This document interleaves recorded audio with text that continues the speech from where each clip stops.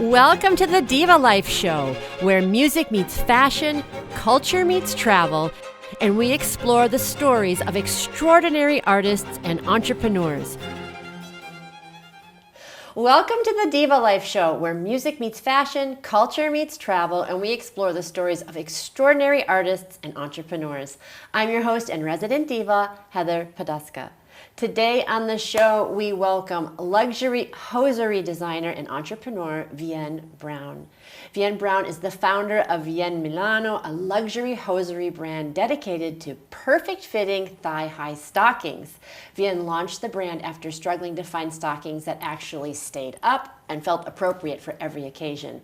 Made in Italy, VienneMilano is designed to help every woman feel confident, stylish, and fabulous. And today, the brand offers a variety of products, including tights and shapewear, available in an inclusive range of sizes. Vienne's mission is to create beautiful hosiery that empowers women everywhere. Vienne, thank you so much for being here. Thank you so much for having me. This is so exciting for me and an honor to be on your show as well. So thank you. I'm excited to have you, and I'm excited to have the ladies here too. It's not every day I get a hosiery designer on the show. It's so cool. So since it's not your everyday thing that you bump into a luxury hosiery designer, how did you become a hosiery designer? Yeah, so I was working in corporate America a number of years ago. I couldn't find thigh highs that would stay up on my leg. It's when I say this, I often feel like I have to explain. I'm not really tall. I'm not really thin, nor am I really I'm average size, right? And I guess I am on the shorter side. But that said, I couldn't find hose or thigh highs that would stay up, and did some research. I found some hosiery that I liked from Italy. I've, some background story. I have been traveling to Italy since I was 15. So, so going there and working with suppliers from Italy really made sense. And so that was really the beginning. I also have a fine art background degree.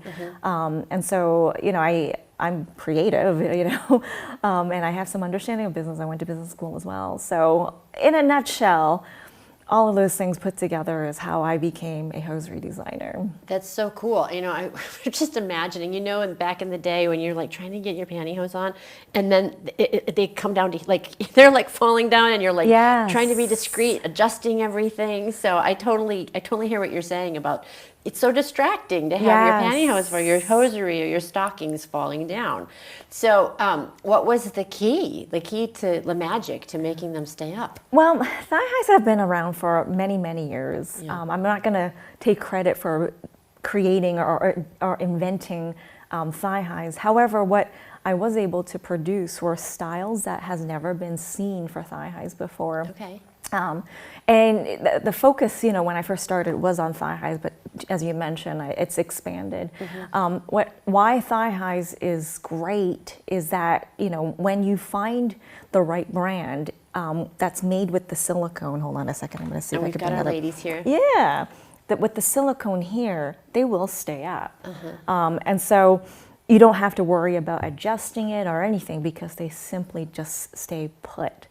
And so some of the things that we first created when VienneMilano started were colorful stockings, things with patterns and so on and so forth. That's really cool. And I was going to ask you, I love the ones that you have on now. Those are so fun. So did you design those? Yes, I did, yes. So where do you get your inspiration for your designs? Okay, now these are going to have, this diagonal, these are going to have this pattern. Where does it come from? So it's a range. I'm not going to say, hey, everything came out of my head. Truth be told, a lot of the stuff that's in my collection have been around for generations or for years. I'm like, well, not really generations. Hosiery hasn't been around that long, but nevertheless, I am working with suppliers where it's like their second or third generation in business, right? And so some of the styles like back seam stockings, sheer stockings, I can't take credit for that because that's been around. Yeah. However, for things like this, it's really just keeping an eye on what's trendy, studying what is going on in other parts of the world, whether it be in Europe or in Asia, so on and so forth. And just seeing, okay, you know what, I think this pattern or style or embellishment might really work well for the collection, but also paying attention to customers, because oftentimes, they might make requests, and I'm like, well, we don't have that yet, but let me think about it. And when one customer asks for it, and two, and then three, when enough people are asking for something very similar, you're like, you know what, I think it's time to, to see if there's something we can add to the collection that is what our customers want. So what is what are people asking for? What is kind of trending right now? Colors. I was going to say, because I love this, and I've seen, actually one of the things this winter, I didn't do it, but it was a gray mini skirt, and then it had dark maroon tights. I was like, that's cute. Yes. Very cute. Burgundy maroon is so hot right now. Well, not now, but definitely last fall, and it'll be back again for this fall as well. But yeah, I mean, a lot of times too, sheer stockings, even though it's something that, people have mixed feelings for it, but I think for my customers, sheer is like the key, because they think of hosiery as something that it's like makeup for their legs, right? And so when it comes to sheer black hosiery or sheer nude stockings, so something like that, that's, I think, something that my customers ask for a lot, and that's why we're adding more and more color skin tone. So nude isn't just one color, right? It's a variety of colors. That's so great. I love that. And I read a little bit about your background in art school, and it was so fascinating to hear you talk about, was it structures or towers that people had to build? Yes. And they went up, and you did the foundation, and I was like, oh, that's so interesting. And I was thinking, well, how does that go into your thinking about what you do now? Yeah, so just to kind of go back, what the exercise was in art school, or in one of the classes I took in college, was we were given all these used books, and you were invited to build towers based on this material. It's upcycling, essentially. And I was dumbfounded by how quickly some people were able to just tear up these books and build towers, like sky high, towers. And here I am. I'm like, no, I'm going to build something sturdy and and tough. And so here's my little thing, this tall, where everyone has stuff that are really high, and then there's some folks in the middle. How does that impact me? Well, I think it makes me more self-aware of my personality, which is like, I like to move slow. Deliberate. Yes. Intentional. Yes. Yeah. It definitely makes me think, okay, am I moving a little too slow sometimes, right? Am I setting the foundation a little bit too solid here, or should I move a little quicker? So that's definitely something to keep in mind of for business-wise. Well, I was just going to say, for business especially, you need both. You need systems, you need structure, you need a solid foundation, and you need to be able to act quickly, which it sounds like and respond, which you are doing. You're responding to your audience about what they want and what they need. So that I think you need both. And I was going to ask you, there was this whole thing, I don't know, I'm pretty old. So when I was young, it was like you had to wear a hosiery on your legs if you were working, and then it was like, no, we're not going to do that. Bare leg is the way to go. So where do you see it falling now? Is it just like do what you want? Is there a trend moving back towards more sophistication? And where is it going? So in my humble opinion, I think, when it comes to nude stockings, the trend is it's you don't necessarily need to wear it for work.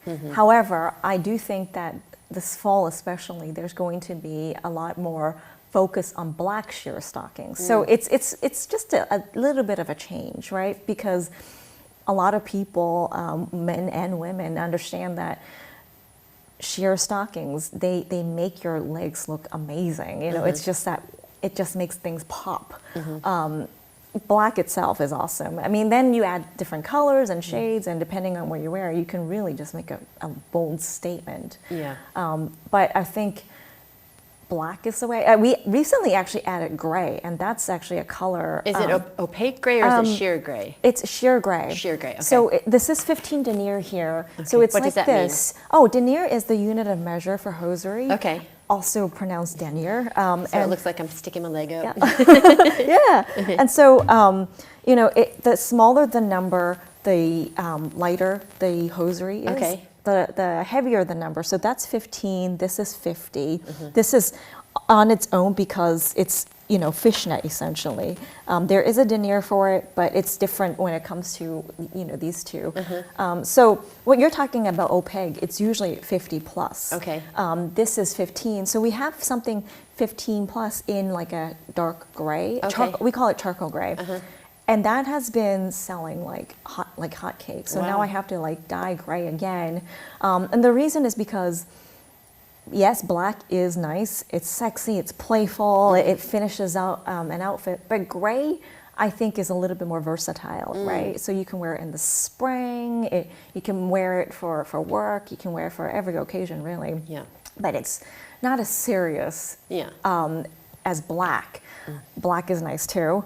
But when you pair gray with, I don't know, you can wear it with navy blue because Yeah. a lot of people are like, no, you can't wear black with navy blue, but you can with gray, dark gray. Yeah, I love that. And you were talking about, going all over the world to get inspiration. Is that the case, do you think, in other areas too, where gray is is becoming more popular? Is it in the States? Are we sort of on the trend with the world, or are we our own little question. silo here? That's a really good question. So I think, if you asked me that question 20 years ago, it would have been like, no, everyone's different. Yeah. Italy, they have their own fashion going, and they still do. I mean, when you get off the plane in Italy, Yeah. you just It's a little different than it is here. Yeah. Versus in LA and Boston, right? Right. However, I think because of technology and the way the speed of which information is gathered, our world is becoming smaller and smaller. Yeah. And so, if you are a teenager and you see, what they wear in Tokyo, and you decide to bring that to your environment here or your neighborhood, you don't stand out that much anymore because everyone is more aware of the fashion statements that are made abroad, right?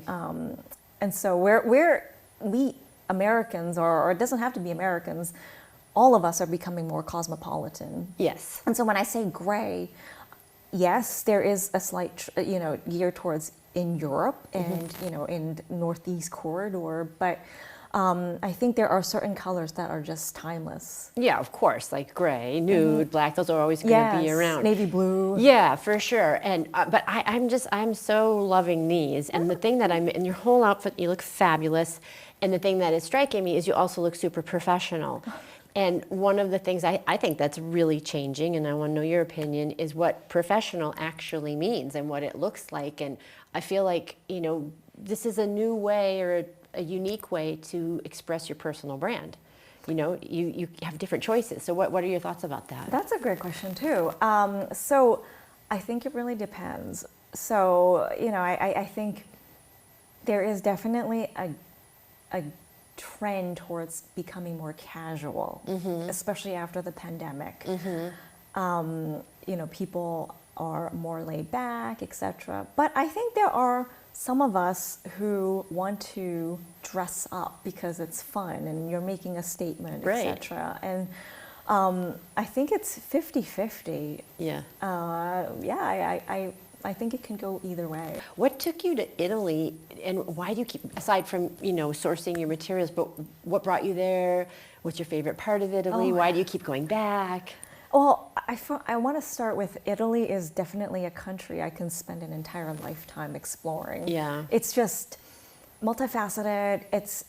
I would divide it up into different countries if I could, just because it was unified. But depending on where you go, the culture is completely different. The food is different.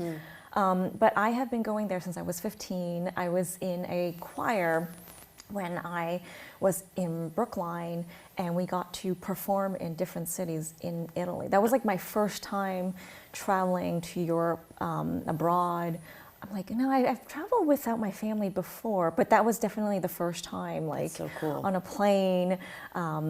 Not the first time on a plane, first time on a plane to Europe. And so that really opened up my world. I remember the first thing that we did after this long flight was we went to Venice, and there was this beautiful church that we went to in St. Mark's Square, where I, as a 15-year-old, was probably, standing in front of 15 feet away, and I'm like, wait, is that a statue or is that a painting? Wow. Because the depth, the shadow, the form, everything is just like, holy cow. And my skin is like goosebumpy as I think about it, because it's surreal how beautiful the artwork is. So that really planted an idea in my mind that, this is a culture that knows style, fashion, and quality.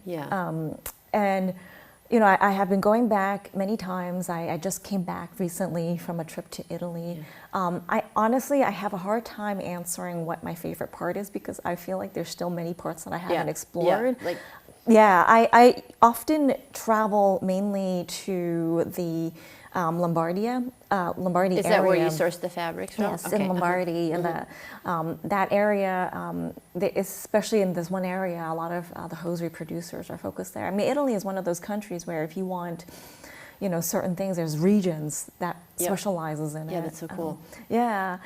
And so I have been going mainly to the northern Italy part for a while. However, I also have folks that I work with in Sicily as well. And so that, I'm like, oh, well, what's the harm there if I visit them? So I really enjoy Sicily as well. But between, Sicily and Lombardy, there's so much in between. Yeah, and I could go there every year and see a different part and have something new to say about it. But it's travel is an actual value of mine. It's like a core value because it's so enriching, and I think it's so important to be inspired for your work, but just to see how other people live and think. It's so important, because we can get very with our blinders on about what life is supposed to be like, and then you're like, not everybody lives like this, and they're okay. Well, the thing that I want is for my kids to see when I bring them to travel or to our trip is that I want them to have a sense of perspective of where they are living or where they're growing up from, but someone else's perspective, because I think that's actually really important. If there's always two sides to every story, sometimes three or four, and when you travel, you're more cognizant of the history from somewhere else, or the culture, or just the fact that flavors itself, tomatoes or whatever, they may actually taste very different, even though they look identical to what you may see here in the U.S. So yes, traveling is important. Having a different perspective as a result of traveling is important. Yeah, I think it's huge, especially now. And you're bringing it back now because you just went to Italy, but you're actually located, like your brick and mortar is in New Hampshire, right? I don't have a brick and mortar store. I started in Boston. Okay. But yes, I am based in New Hampshire. Yes. So you're a global traveler, cosmopolitan woman, stylish, and you're based in New Hampshire. And it might not be. I think that there's a lot of talent all over New England in fashion, but it might not be the first place that people think of, like the Mecca for fashion. No. but you've built a successful business and a successful brand. So I wanted to ask, if someone's out there and they want to do something similar, they want to start a fashion business, or they're an entrepreneur or a musician or whatever, and they're not in New York or Milan or London, what would your advice be to somebody who's sitting in Wyoming or Wisconsin or Nebraska or whatever, and they want to have their foot in this world? I think because social media is so big now, it does really not matter where you are. You could be in Wyoming, you could be in Nebraska, or wherever. Not that those aren't like significant, those are awesome cities. Sorry, those are awesome states too. But I think if you have access to the internet, just do what you want to do and capture that content. I think content is so huge right now. It's definitely changing the ways people look for information and find talent. So my advice is number one, just do it, no matter where you are. Study it, but not necessarily like go to school for it. I think a lot, again, going back to YouTube, I feel like this is going to be University of YouTube. University. You can probably find it on YouTube on a video of whatever you want to learn. And then you create your own video. Right? The unique, craft and the work that you're doing, you can now bring it to your own channel or Instagram or Facebook or whichever platform you so choose and promote from there on out. There is a little bit of, what's the word? Presumption, I guess, over hosiery, right? So especially thigh highs. I think one of the things that I had wanted to achieve when launching the brand is I wanted to reintroduce thigh highs as something that could be worn for every occasion, not just for hot dates, not just for Halloween. It's just something you can wear. Like if I didn't tell you I'm wearing thigh highs, you probably wouldn't know. But it's something you can wear to an interview, for a podcast or what have you. And so I think, the beauty of videos is that you can show how to wear thigh highs or stockings or socks in a way that is outside of what you have expected. And so as a result, we invite influencers from all over to try out our stockings, and we'd love to see how they pair it. And then they send us their video, and if it matches our brand, we promote it. And sometimes they promote it on, well, not sometimes, they often show their content on their social media channel as well. So this collaboration also helps with building the brand, but also showcasing the product and how to wear this style of hosiery. I love that because, it's like maybe not everybody they haven't dipped their toe in yet. And they're like, oh, I love those, but I'm not sure how to do that. So I really, it's inspirational to somebody else who may be like, I'm curious about it, but how do I do it? It's like cooking. It's like food. You might be like, well, I've heard of paella before. I know it in concept, but maybe you haven't had a chance to try it out. You watch a video. You watch, someone try it out in Barcelona, or a video on someone who is showcasing how they would cook it. And the next thing you know, you're like, okay, I have an idea of how it is. I have an idea of how to make it. Fashion is very similar in that sense.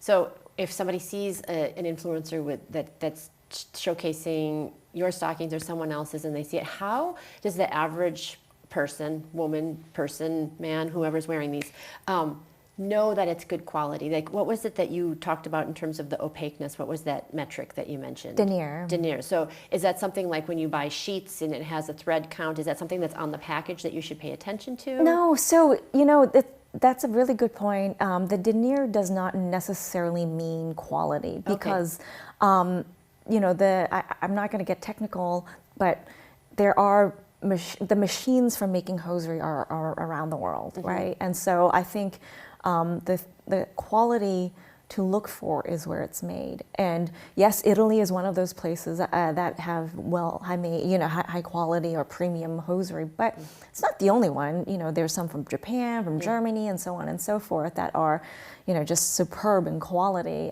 When you buy the label of wine, say for example, if it's from Italy, France, you're buying the culture that comes with it. I love that. Say more about that. I love that. Yeah. So, for example, when I buy my hosiery or when they're made in Italy, just the quality that goes into it or the inspection that goes into it is just amazing. I don't know if other cultures have the same level of standard, but that it just goes. I mean, I could talk all day about how much I love Italy and everything. But yes, do you want to show everybody the package? Yeah, I love the little heart on that. So it's so cute. Thank you. So this is. Is that the gray that you were talking, or is that nude? No, this is nude. So this is shapewear that we started carrying recently, but also we have black. This is Actually, there's one of these. I think this one we wanted to give to you. Oh, thank you. These are black tights. Well, I'm going to have to go on and see the influencers and see how they're wearing them. Thank Yes. you. One of the things you were just talking about that really, because my brand mind was thinking about what you said, it is the story also behind it's, you were talking about Italy and the culture behind it and the culture behind the production, but it's also the story. Like, I want to buy something that, I know this person. Oh, I know the designer. I've heard her story, and I know that it's sourced in Italy. And my husband and I are reading a book about Danish coziness. I'm not going to say the word because I'll probably slaughter it, but they're talking about, the idea that where a stool came from. So when you put your feet on the stool, it gives you that cozy feeling because and this is part of your brand, is the story of your brand. And so when you think about your brand, what do you want people to know, aside from that it came from Italy and your stories, or anything else that you want people to know about the brand of VienneMilano?